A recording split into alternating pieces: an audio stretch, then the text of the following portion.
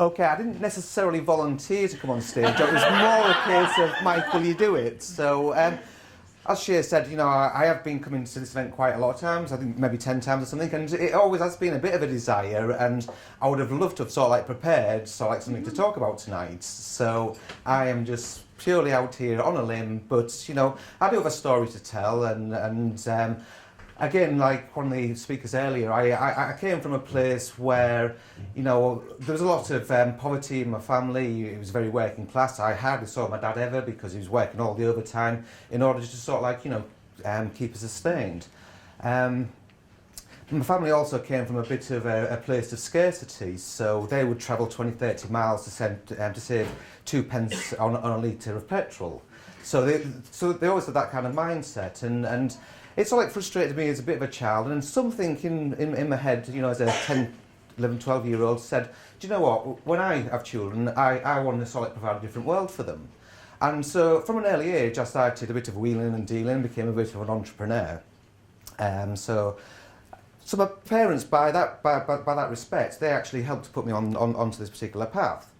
I then joined the army, and again, whilst in the army, I was doing a bit of a wheeling and dealing, and I left the army within the 3 or 4 years, and I ended up sort of like in a place where it's a case of, well, what do I do now? I've been told to do what to do for the last 3 or 4 years. And I came back, and as I say, I live up north, but I came to London, and before I knew it, I just ran out of money and no place to go, and where do I turn to? And my relationship with my family is a case of, I purely joined the army to actually get away from that environment. So what do? No money, and I ended up on the streets of London. It was only for 2 or 3 weeks where it was a case of I was walking the streets, and I used to sort of sneak onto the tube at 4 in the morning, 5 in the morning for the Circle line, and I would fall asleep for 3 or 4 hours because it was nice and warm and cosy. So I then sort of like, you know, realised that, you know, I should try different things. So I managed to get odd jobs and things, but again, I wasn't holding anything down. I moved to Manchester for a while, and maybe sort of like got into a bit of drugs, bit of deep, just to sort of like survive. I then sort of like, you know, did pick up employment, and again I sort of like got back into sort of like wheeling and dealing. And when eBay first came on the market, or its presence about 18, 19 years ago, I was one of the first wheelers and dealers on there, and I became quite successful. I then sort of like started educating myself, and took some qualifications on, and I became into the health and safety arena. So my business, which was set up 12 years ago, I started being a one-man band, training people in the classroom environment. And with having like the eBay knowledge, I thought one day to myself, if I can combine e-learning with health and safety and do the learning online, how would that look?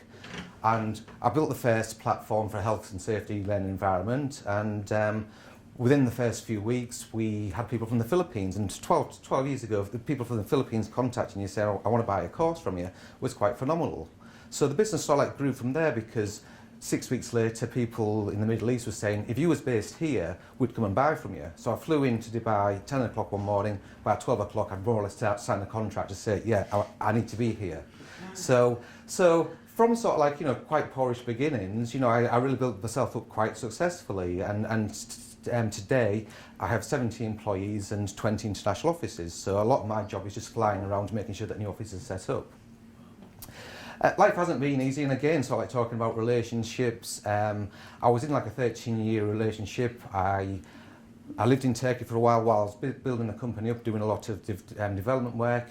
We moved back to the UK, and it just flatlined the relationship, and I got with somebody, and it was fun, and she was very light energy, and she was very motivational, and she had been around sort of like the self-development scene, and so I don't know why we actually got together, because looking back now, I felt I was on a very low vibration, and she was higher and things, but I don't know where that mismatch came. But before we knew it, she was pregnant, and I think she also wanted to actually, you know, purely have a baby. So I felt a bit trapped, and it wasn't the right thing, and I should have sort of got out sooner. And it's sort of like it ruined my life, but it didn't, because again, this put me on another journey. And what it made me realise is that now I've got a daughter to her that really, I want to be there for my daughter. And there's been so many fights in the courts and things like that. And to date, now everything's been resolved, and it's been resolved for like over a year.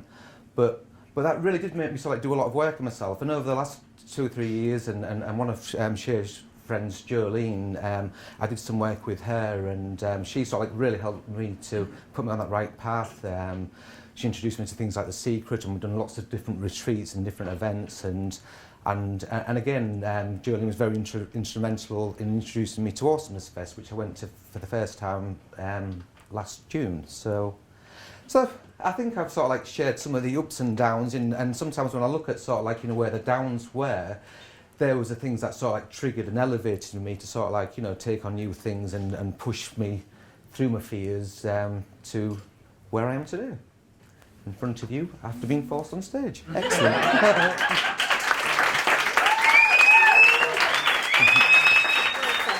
Thank you.